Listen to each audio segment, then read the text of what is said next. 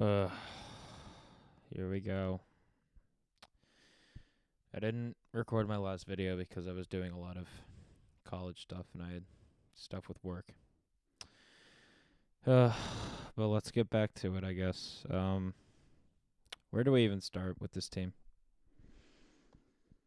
It's not even the end of the game where I'm at, so I'm just kind of going off of what I saw in the second and third quarter. Um, this team is horrible. There's no way around it. We went on a 4-game streak. We beat the Seahawks, but my God, this team is dysfunctional. And everything that could have gone wrong went wrong tonight. Because there are so many holes on this defense.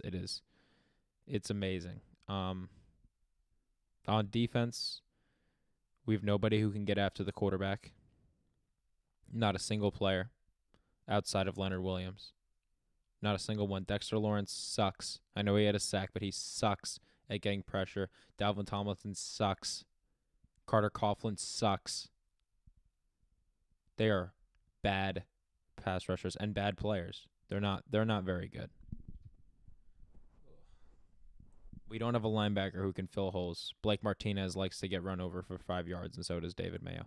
Well, David Mayo likes to just miss tackles entirely. At least Martinez is able to get run over on some of these runs. We don't have a single good corner besides James Bradbury, and that was apparent tonight. I don't know if Darnay Holmes was in or not, but it wouldn't have mattered. Made no difference.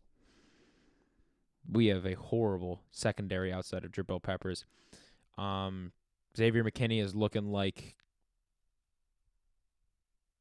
a backup for sure. Logan Ryan refuses to break on any ball coming into his zone. He likes to just make tackles after the catch. Just refusing to make a single good play to help the team. Defense was embarrassing tonight. Absolutely embarrassing, making Baker Mayfield look like an all-pro. All I hear the whole game and everything about Baker is, oh my God, look at how he swings his hips when he throws the football. Who cares? He's throwing into 20-yard open windows. That's not impressive. The only impressive throw he made tonight was on that touchdown, and I'll give it to him. But it was against Isaac Yiadom, and he was diving at his feet. So how impressive can it really be? The offensive line, surprisingly, moving to offense now.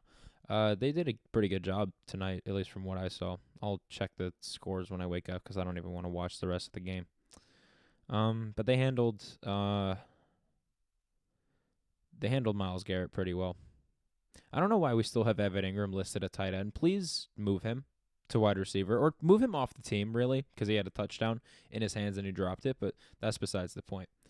Don't leave him out there to block a guy like Olivier Vernon, who is a good pass rusher. Don't leave him out there on an island against Olivier Vernon because he'll get beat, and he got beat every time.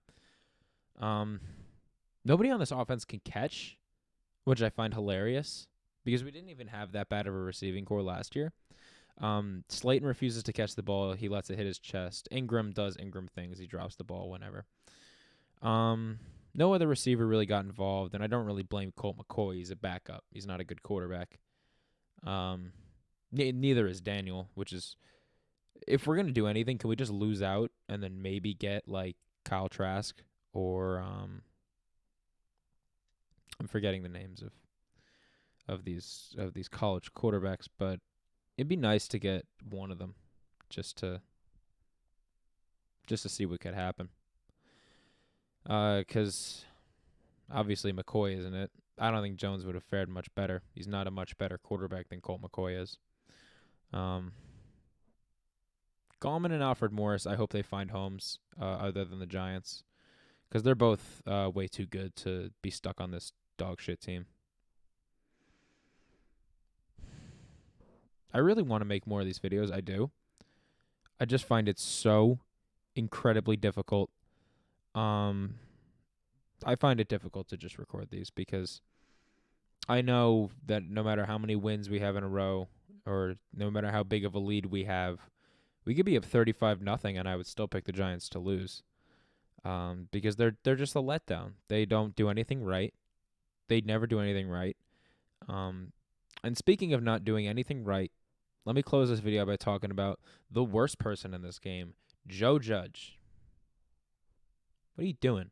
What are you doing, man? Easy points in the beginning of the game that can turn the tide going into halftime and going into the third quarter.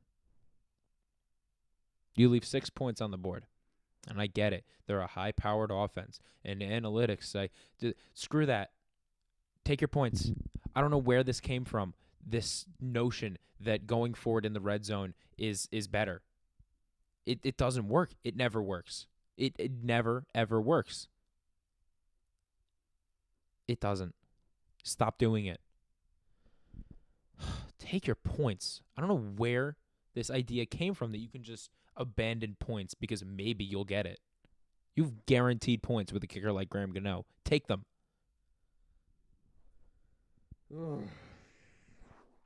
This game just showed how many holes we have on this team. We are far, far away from ever competing. Forget about a Super Bowl or a playoff spot. Fighting for even second place in this division, which is horrible. We rode a hot streak for a little while, but there are way, way too many holes on this team that need to be addressed. Starting from the top down, Jason Garrett needs to go. Evan Ingram needs to go. Darius Slayton, I don't know how much longer we can keep him around because he's just a drop machine. We need help. I don't know if it's going to be through the draft or free agency, but we can't keep starting 7th-round players and expect them to play like pros. They barely made it to the draft. Why start them? Anyway, that's it. I'll try to give a more realistic view of this in the morning, but I think that was about as realistic as it's going to get. Yeah. So, on to talking about the draft and who to get. I love this. I love this part of the season.